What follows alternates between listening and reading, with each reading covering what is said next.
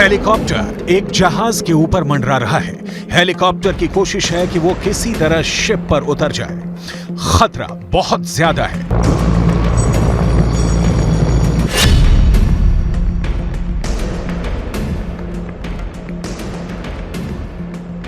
Helicopter के पिछले ramp वाले दरवाजों पर 2 झंडे लगे।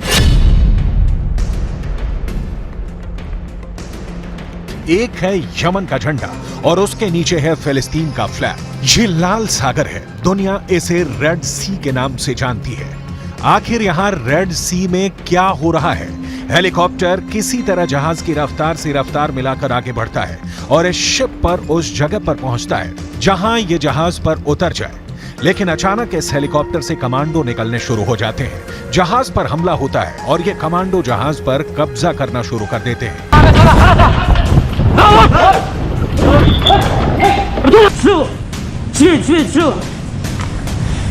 AK-47 और बाकी हथियारों से लैस ये कमांडो जहाज पर आगे बढ़ते हैं। हेलीकॉप्टर फौरन जहाज से उड़ जाता है। क्या हो रहा है किसी को नहीं मालूम। ये कमांडो जल्दी से जल्दी जहाज के ब्रिज की तरफ बढ़ते हैं।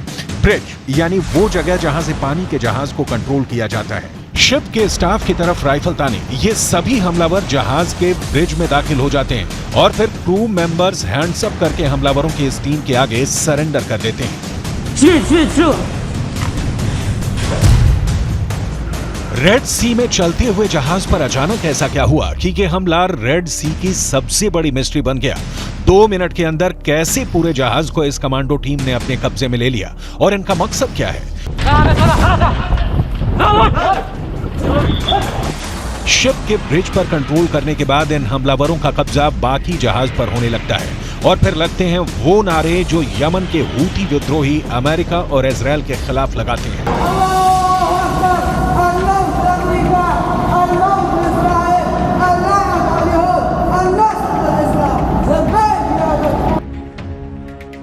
ये है जहाज गैलेक्सी लीडर जो लाल सागर से गुजर रहा था और अब यमन के हूती विद्रोहियों के कब्जे में आ चुका है। उसके चारों तरफ उनकी स्पीड बोट है। जहाज पूरी तरह उनके कंट्रोल में है।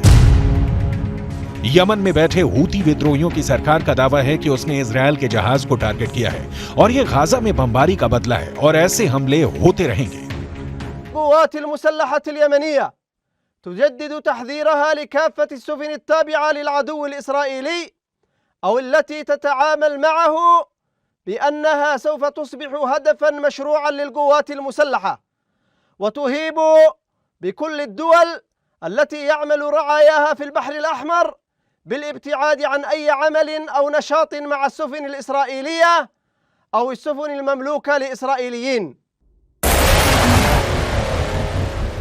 बीच समंदर में ये ऐसा कमांडो ऑपरेशन है जिसे इजराइल के लिए 7 अक्टूबर 2023 के बाद दूसरा बड़ा झटका कहा जा रहा है। और ये भी कि रेड सी अब इजराइल के बरमूडा का ट्रायंगल बन गया है। बरमूडा ट्रायंगल वो जगह है जो दुनिया भर के समुद्री जहाजों के गायब होने की जगह के तौर पर बदनाम रही है। लाल सागर का खतरा इजराइल और अमेरिका पर बुरी तरह मंडराने लगा है। रेड सी में यमन के हूती विद्रोही वो कर रहे हैं जो अब तक बाकी अरब देशों ने सोचा भी नहीं था। लेकिन इनमें सबसे बड़ा पेच ये है कि इजराइल ने इनकार कर दिया है कि उसका इस शिप से कोई लेना देना भी है। गैलेक्सी लीडर जहाज का रिकॉर्ड बताता है कि यह कार सप्लाई करने वाला शिप है जो 48,000 टन तक वजन के साथ चलता है।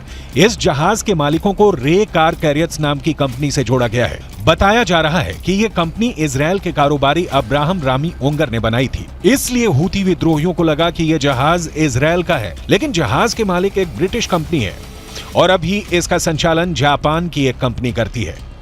またイスラエルとも意思疎通を図りつつ、当事者であるホーシー派への直接の働きかけに加え、サウジ、オマーン、イラン等の関係国に対して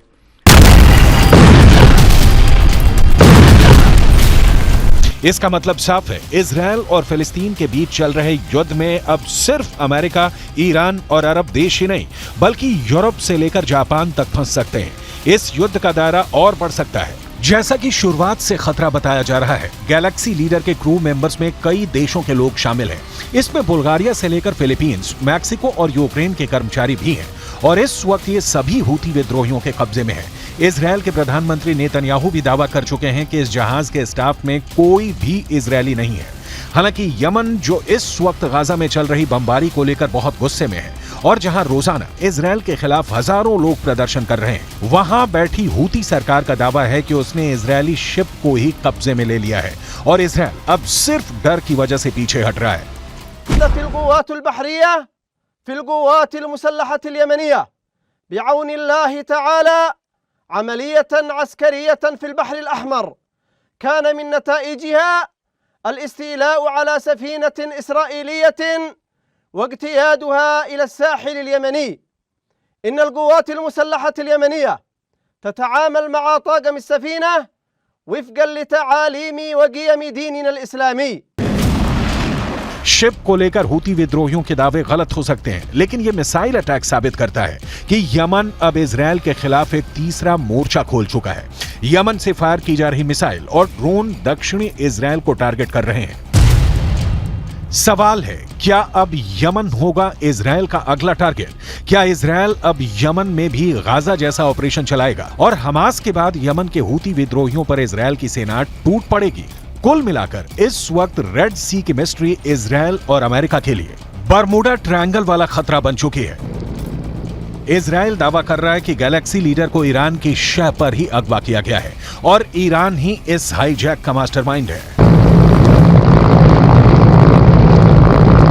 تامزنی‌ها باطل و ناشی از شرایط بغرنجی است که رژیم صهیونیستی با آن دست به گریبان रेड सी की मिस्ट्री के पीछे मास्टरमाइंड कोई भी हो, इसका सबसे खतरनाक मकसद बाइडन और नेतन्याहू को साफ साफ नजर आ रहा है।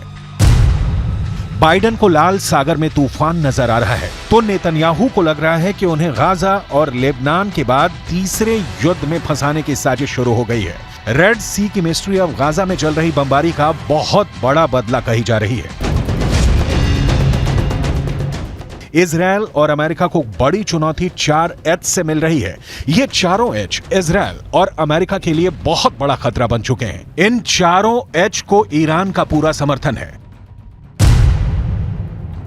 एच से हमास, जिसने गाजा में ग्राउंड ऑपरेशन के दौरान इजरायल को कड़ी टक्कर दी है।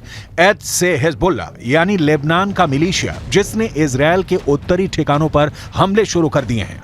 एच से इराक का मिलिशिया हश्द अल शाबी, जिसने इराक और सीरिया में अमेरिका के अड्डों पर हमले किए हैं। एच से हूथी यानी यमन का विद्रोही गुट, जिसने लाल सागर पर गुजरने वाले हर इजरायली शिप को टारगेट पर रख लिया है। Seizure of the motor vessel Galaxy Leader in the Red Sea is a flagrant violation of international law. We demand the immediate release of the ship and its crew, and we will consult with our allies and UN partners as appropriate on next steps. इस वक्त Lebanon और Israel के border पर ऐसा युद्ध चल रहा है कि गाजा में हो रहे हमले छोटे लगेंगे। देखिए हिजबुल्लाह ने कैसे बुरखान मिसाइल से इजरायल के अड्डे पर बहुत करीब से हमला किया। पहले मिसाइल फायर और कुछ दूरी पर इजरायल के अड्डे पर ये जाकर बिल्कुल सटीक जगह पर गिरती है। ये इजरायल के कब्जे वाले इलाके में उसकी सेना के अड्डे की हालत है। जहां मिसाइल गिरी उस जगह की हालत देखिए। लग रहा है कि इजरायल का पूरा मिलिट्री अड्डा तबाह हो गया है। तस्वीरें साफ साफ बता रही हैं कि यहां कैसे बर्बादी हुई है। हिजबुल्लाह ने अपनी छोटी दूरी की बुरखान मिसाइल से बहुत बड़ा नुकसान किया है। हिजबुल्लाह ने अपने सबसे खतरनाक स्नाइपर फोर्स उतार दी है।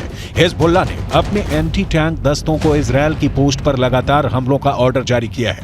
इजरायल के कई शहर टारगेट पर हैं। गाजा में बमबारी के खिलाफ हिजबुल्लाह और हूती दोनों ने अपना हथियार गोदाम खोल दिया है। यमन अब इजरायल के समुद्री जहाजों को भी टारगेट कर रहा है। लेकिन ऐसे हमलों और गाजा पर बमबारी जारी रखने के बीच नेतन्याहू ने अपना वॉर ट्रायंगल तैयार किया है। नेतन्याहू के वॉर ट्रायंगल में सबसे बड़ा कोना गाजा में हमास का पूरी तरह खात्मा है। नेतन्याहू के वॉर ट्रायंगल में दूसरा बड़ा कोना लेबनान में हिजबुल्लाह का अंत है, जबकि नेतन्याहू के वॉर ट्रायंगल का तीसरा सबसे खतरनाक कोना है सीरिया, जहां से इराक का मिलिशिया हश्द अल शाबी इजरायल के बॉर्डर तक पहुंच सकता है। यही वजह है कि सीरिया पर इजरायल की एयरफोर्स ने हमले तेज कर दिए हैं। ये तीनों जगह इजरायल के बॉर्डर से लगी हुई हैं और इजरायल इन्हें अपने खिलाफ सबसे बड़ा खतरा मानता है। इस वक्त पश्चिम एशिया में जो भी हो रहा है वो दो कैंपों के बीच चल रहा है। एक तरफ इजराइल और अमेरिका और दूसरी तरफ है ईरान और उसके साथी मिलिशिया। फिलहाल हूथी विद्रोहियों ने लाल सागर में जो कोहराम मचाया है उसका जवाब इजराइल की तरफ से आना बाकी है। अगर इजराइल ने हमला किया तो समझ लीजिए पूरा पश्चिम एशिया जल उठेगा। यह अमेरिका भी बहुत अच्छी तरह से जानता है।